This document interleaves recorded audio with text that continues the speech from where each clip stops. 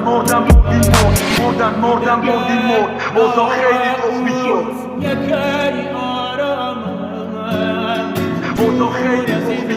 اوضاع خیلی تخمی شد ریمیکس بای SCR بیتس.